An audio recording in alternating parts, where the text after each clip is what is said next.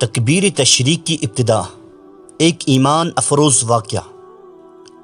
الحمدللہ رب العالمین والصلاة والسلام علی سید الانبیاء والمرسلین۔ ناظرین کرام، تکبیر تشریق صرف چند الفاظ نہیں بلکہ یہ ایک عظیم قربانی، کامل اطاعت اور بے مثال ایمان کی یادگار ہے۔ اس کے پیچھے حضرت ابراہیم علیہ السلام، حضرت اسماعیل علیہ السلام اور حضرت جبرائیل علیہ السلام کا وہ عظیم واقعہ ہے جس نے قیامت تک آنے والے مسلمانوں کو اللہ کی اطاعت کا درس دے دیا۔ اللہ تعالیٰ نے حضرت ابراہیم خلیل اللہ علیہ السلام کو خواب میں حکم دیا کہ اپنے پیارے بیٹے حضرت اسماعیل علیہ السلام کو اللہ کی راہ میں قربان کریں۔ یہ کوئی عام آزمائش نہیں تھی، ایک طرف بڑھاپے کا سہارا، آنکھوں کی ٹھنڈک، لاڈلا بیٹا، اور دوسری طرف اللہ کا حکم۔ لیکن قربان جائیں ان عظیم ہستیوں پر کہ نہ باپ نے حکم الہی کے آگے انکار کیا، نہ بیٹے نے ذرا برابر ہچکچاہٹ دکھائی۔ قرآن پاک میں آتا ہے کہ حضرت اسماعیل علیہ السلام نے عرض کیا، اے ابا جان، آپ کو جو حکم دیا گیا ہے وہ کر گزریں، انشاءاللہ آپ مجھے صبر کرنے والوں میں پائیں گے۔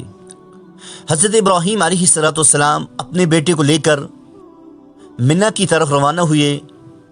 جب ذبح کرنے کا وقت قریب آیا تو اللہ تعالیٰ نے حضرت اسماعیل علیہ السلام کی جگہ جنت سے ایک دمبا فدیے کے طور پر بھیج دیا۔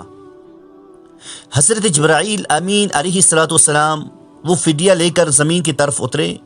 انہیں خوف ہوا کہ کہیں حضرت اسماعیل علیہ السلام کو حضرت ابراہیم علیہ السلام جلدی میں ذبح نہ کر دیں، تو بے اختیار ان کی زبان سے نکلا، اللہ اکبر اللہ اکبر۔ جب حضرت ابراہیم علیہ السلام نے آواز سنی اور جبرائیل علیہ السلام کو دیکھا تو فرمایا، لا الہ الا اللہ واللہ اکبر۔ اور جب حضرت اسماعیل علیہ السلام کو معلوم ہوا کہ اللہ تعالیٰ نے فدیے بھیج دیا ہے اور جان بچ گئی ہے تو خوشی اور شکر کے جذبات سے بول اٹھے، اللہ اکبر وللہ الحمد۔ ناظرین، انہی مبارک کلمات کو آج مسلمان تکبیر تشریق کی صورت میں پڑھتے ہیں، اللہ اکبر لا الہ الا اللہ واللہ اکبر وللہ الحمد۔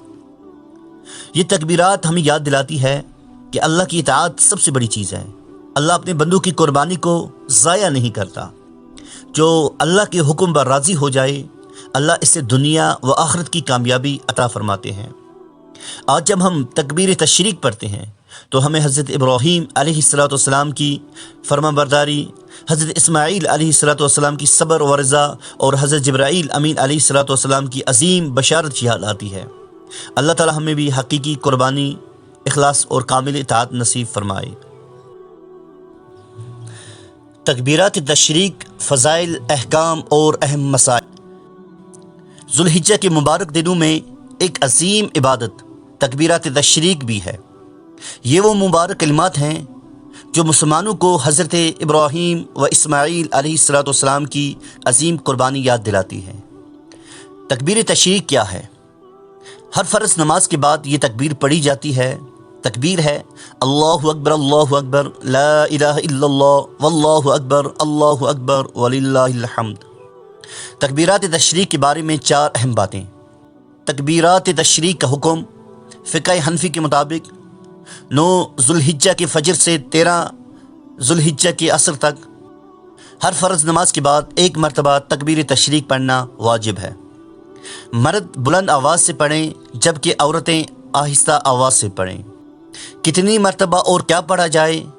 ہر فرض نماز کے بعد 1 مرتبہ یہ تکبیر پڑھی جائے، اللہ اکبر لا الہ الا اللہ واللہ اکبر وللہ الحمد۔ تکبیرات تشریق کی شرائط۔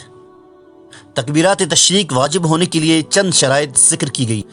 فرض نماز ہو، نماز باجماعت کے ساتھ ادا کی گئی ہو، مقیم ہو، مسافر نہ ہو، شہر یا آبادی میں ہو۔ البتہ امام ابو حنیفہ رحمۃ اللہ علیہ کے صحیح قول کے مطابق آزاد ہونا شرط نہیں، بادشاہ یا حاکم کا موجود ہونا بھی شرط نہیں، اور فتویٰ صاحبین کی قول پر ہے اسی پر آج زیادہ عمل کیا جاتا ہے۔ تکبیرات تشریق کا وقت 9 ذوالحجہ یعنی یوم عرفہ کے فجر کی نماز کے بعد، اختتام 13 ذوالحجہ کی عصر کی نماز کے بعد۔ اسی طرح کل 23 فرض نمازوں کے بعد تکبیرات تشریق پڑھی جاتی ہے۔